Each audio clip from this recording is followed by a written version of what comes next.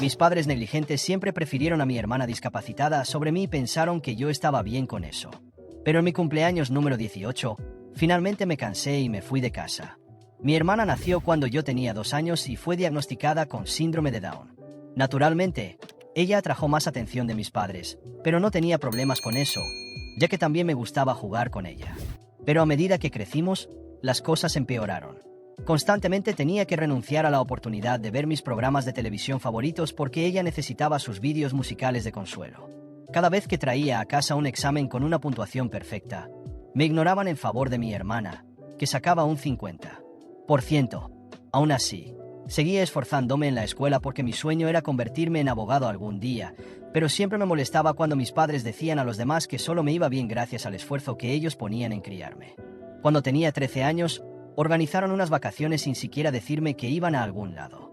Llevaron a mi hermana a Disneylandia y simplemente asumieron que no me gustaba Disney porque soy un chico, lo cual no tenía sentido. Les dije que realmente quería ir, pero dijeron que las entradas ya estaban reservadas y no había nada que pudieran hacer. Mi hermana también tenía muchas alergias alimentarias, lo que significaba que no podíamos comer en cualquier restaurante. Aún así, quería que mis padres cocinaran de vez en cuando la comida que me gustaba, pero siempre decían que, como familia, necesitábamos comer la misma comida que ella para mostrar nuestro apoyo. Sin embargo, creo que ellos malinterpretaron el significado de alergias. Cada vez que mi hermana decía que no le gustaba algo, ellos asumían que era porque era alérgica a eso. Cuando se acercaba mi cumpleaños número 16, hicieron un gran alboroto y me dijeron que me llevarían a donde yo quisiera para mi fiesta de cumpleaños. Les dije que quería ir a comer comida italiana en un restaurante de comida rápida muy famoso.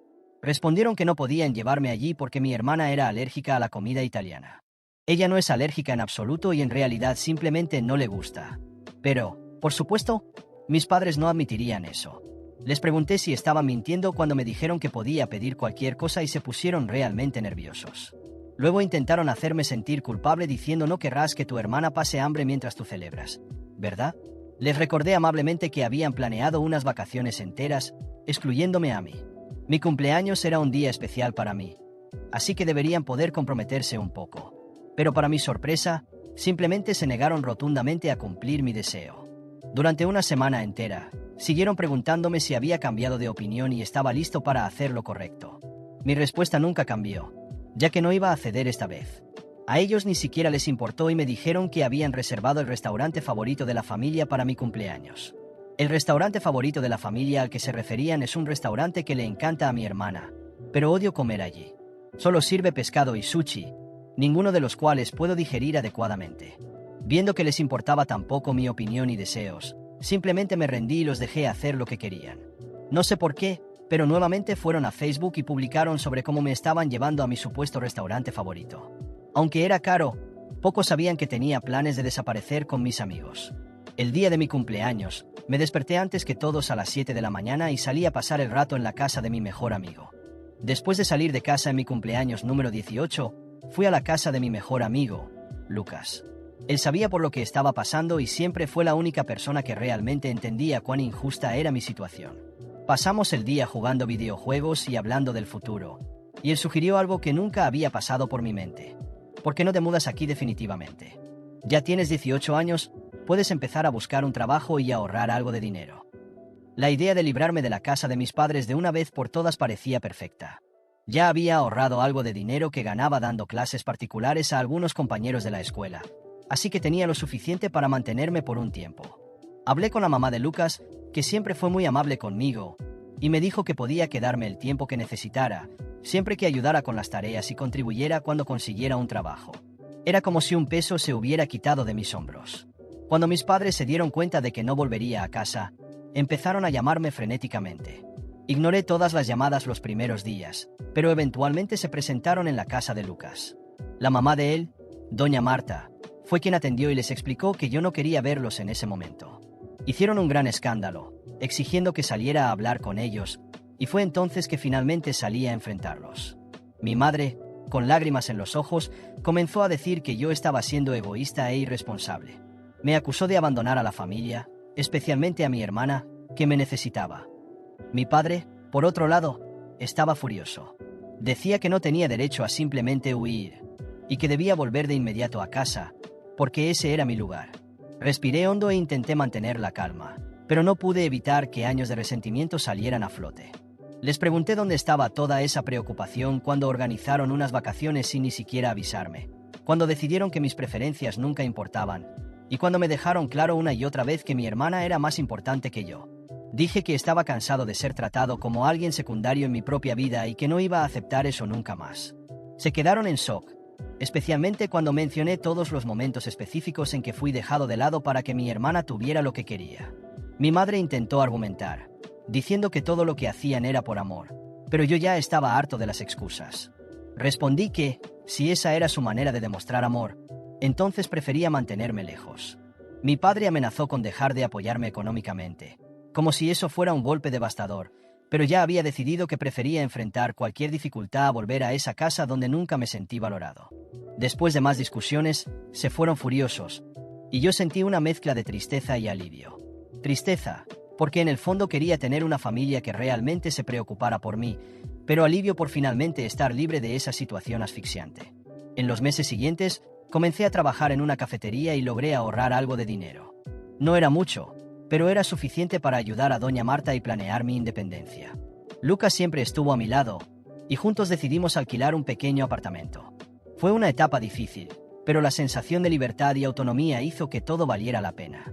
Mientras tanto, mis padres seguían intentando manipularme a través de las redes sociales. Publicaban fotos de mi hermana, siempre con leyendas como "te extrañamos", "vuelve a casa" o "la familia no está completa sin ti".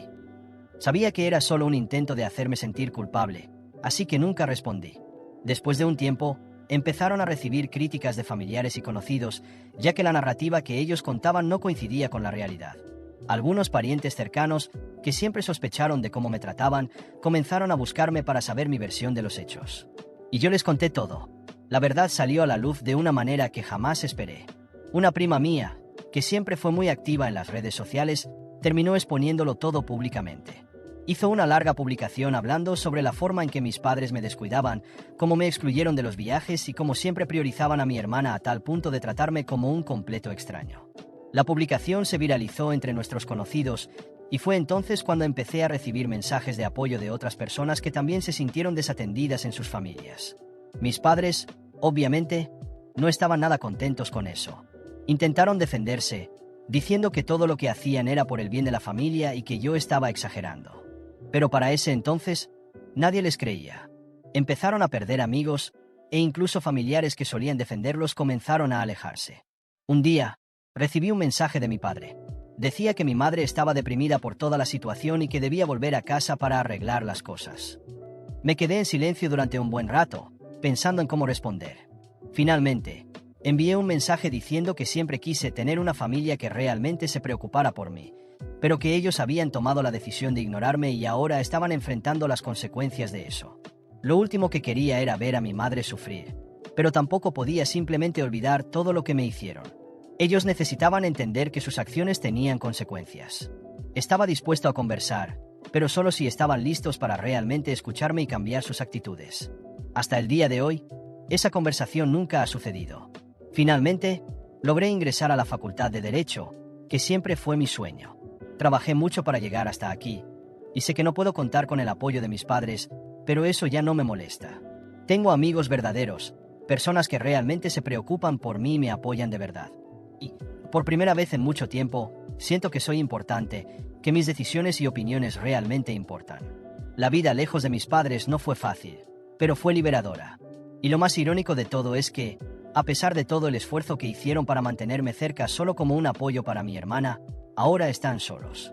Espero que, algún día, comprendan lo que han perdido. Tal vez entonces puedan entender que el amor no es algo que se impone, sino algo que se gana. Después de algunos años de mucho trabajo y esfuerzo, mi vida comenzó a tomar el rumbo que siempre soñé. Me gradué en Derecho, pasé el examen de la abogacía y conseguí un empleo en un despacho bastante respetado. Trabajé en casos variados, de clientes pequeños y grandes, y logré construir una reputación sólida.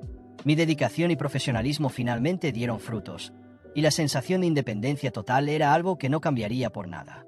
Con el tiempo, conseguí un pequeño apartamento solo para mí. Fue una conquista que me llenó de orgullo, ya que era el fruto de mi propio trabajo y sacrificio. Ya no dependía de nadie, y todo lo que tenía era porque luché para conseguirlo. Lucas y yo seguíamos siendo muy amigos, y él siempre me apoyaba, al igual que doña Marta, que nunca dejó de considerarme parte de su familia. Un día, recibí una oferta muy buena. Un caso judicial a favor del Estado, que prometía no solo un pago significativo, sino que también me daría visibilidad en mi carrera. El tipo de caso que podría abrir puertas aún más grandes para mí. Estaba bastante ocupado en el despacho y no tuve tiempo de leer los detalles del caso cuando lo acepté, pero creí que sería una buena oportunidad para mostrar mis habilidades y dar un paso adelante en mi carrera. Fue solo después de recibir los documentos completos que descubrí de qué se trataba el caso. El gobierno estaba revisando una serie de beneficios vitalicios otorgados a personas con discapacidades, buscando recortes en los casos donde existiera la posibilidad de autosuficiencia. Entre los beneficiarios estaba mi hermana, que recibía un beneficio por su condición de síndrome de Down. Y yo era responsable de representar al Estado, argumentando en contra del derecho de ella a ese beneficio. Al ver el nombre de mi hermana en el caso, sentí un frío en la espalda. Era como si el pasado hubiera regresado de golpe. Por un momento, no supe qué hacer. Pensé en rechazar el caso, pero sabía que eso perjudicaría mi reputación.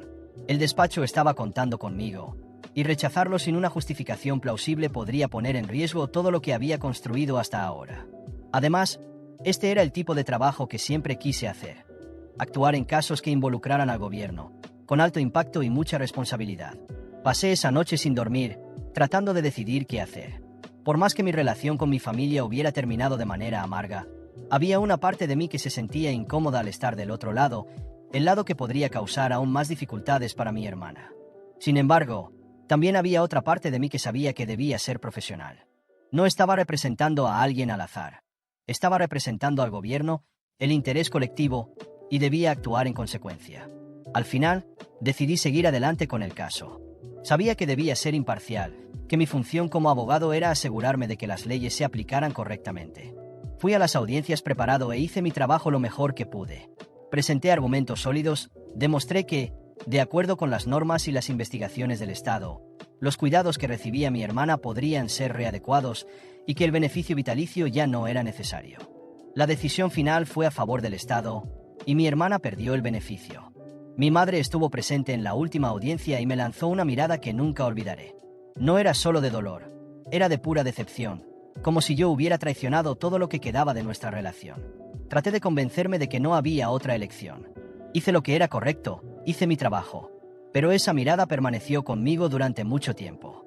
Después de la audiencia, hubo un silencio total por parte de mi familia. No intentaron ponerse en contacto conmigo, y yo tampoco los busqué. Era como si, en ese momento, se hubiera trazado una línea definitiva entre nosotros. Antes, aún había una posibilidad de reconciliación, de quizás algún día llegar a entendernos. Pero ahora, esa posibilidad había desaparecido por completo. Los meses siguientes fueron una mezcla extraña de alivio y dolor.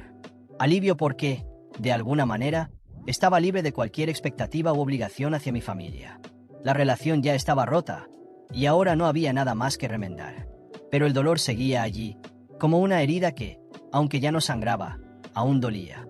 Pensé muchas veces si había hecho lo correcto. Me pregunté si había otra forma de manejarlo, si debería haber rechazado el caso. Pero cada vez que esas preguntas surgían, recordaba lo que siempre quise: ser abogado, ser respetado por mi profesión, ser alguien que cumpliera con su deber. Mi carrera despegó después de ese caso. El gobierno quedó impresionado con mi actuación, y surgieron otras oportunidades. Finalmente, estaba alcanzando el éxito con el que siempre soñé, y debería estar feliz. Pero, a veces, por la noche, me encontraba pensando en mi hermana. ¿Cómo estaría si había entendido lo que sucedió? Si mis padres le explicaron que fui yo quien quitó el beneficio. No había forma de saberlo, y eso era lo más doloroso. La incertidumbre de no volver a ver a mi familia, la incertidumbre de no saber si estaban bien o no. Con el tiempo, aprendí a lidiar con el dolor. No lo eliminé, solo aprendí a vivir con él. No creo que haya hecho nada malo, porque hice mi trabajo. Hice lo que la ley requería, y fui profesional. Pero también sé que, en algún lugar dentro de mí, hay un chico que aún quería ser visto, que aún quería sentir que era parte de algo más grande, que quería tener una familia que se preocupara. Y tal vez, ese chico siempre estará ahí, recordándome que el éxito profesional nunca llenará por completo el vacío dejado por la falta de amor y aceptación de aquellos que debieron haber estado a mi lado. Hoy, sigo adelante, más decidido que nunca a construir mi propia felicidad, aunque no incluya a aquellos que un día llamé familia. Y espero, sinceramente, que donde quiera que estén, mis padres y mi hermana también encuentren la felicidad, lejos de mí, pero quizás mejores de lo que fuimos juntos.